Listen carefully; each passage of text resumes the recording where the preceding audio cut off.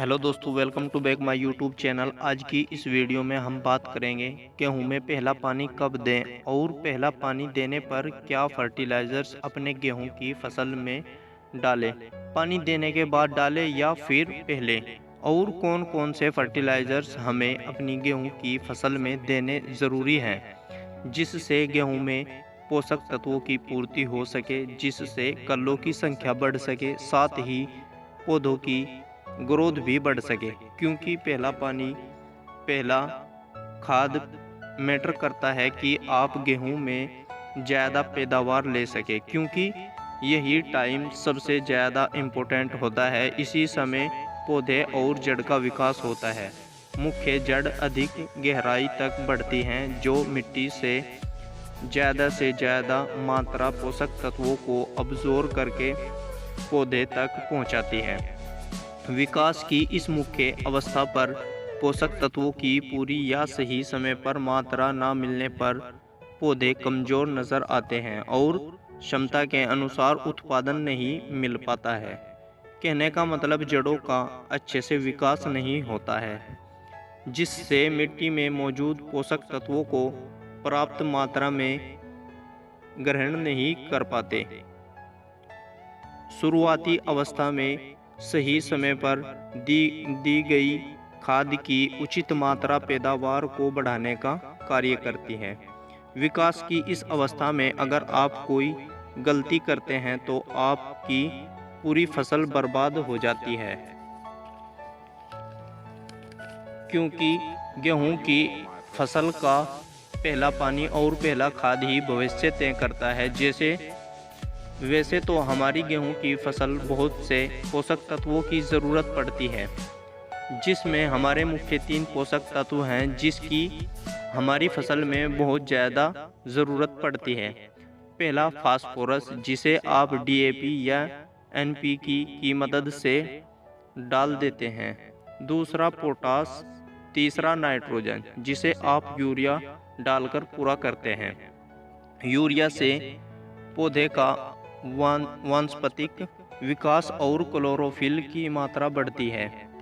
Urea की कम मात्रा या समय से न देने पर गेहूं में कल्लों पर भी असर पड़ता है। ज़्यादा तो नहीं, पर कुछ प्रतिशत पड़ता है, जिससे कल्ले कम देखने को मिलते हैं।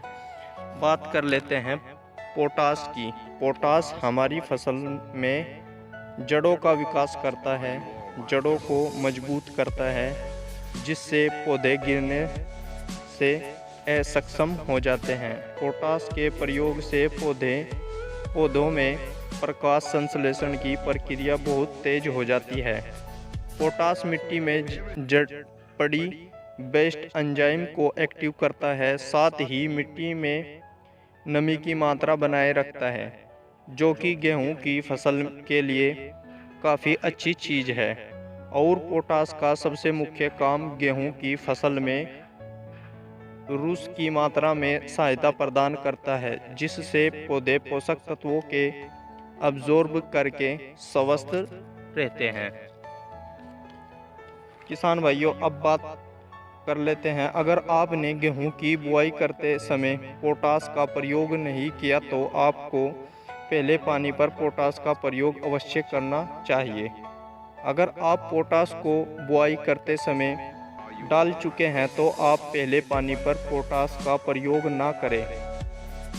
और अगर आप मेरे बताए हुए तीनों खाद गेहूं में डालते हैं तो आप किसी ग्रोथ प्रमोटर का प्रयोग ना करें, क्योंकि सबसे ज़्यादा जो फसल को पोषक तत्वों की ज़रूरत होती है वो इन तीनों खादों से पूरी हो जाती है।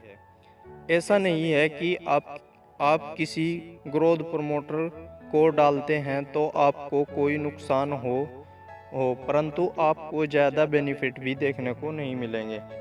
बात कर लेते हैं मात्रा की। डीएपी या एनपीके एक किले में आपको 40 से 50 किलोग्राम और यूरिया आपको 30 से 35 किलोग्राम लेना है एक किले के लिए।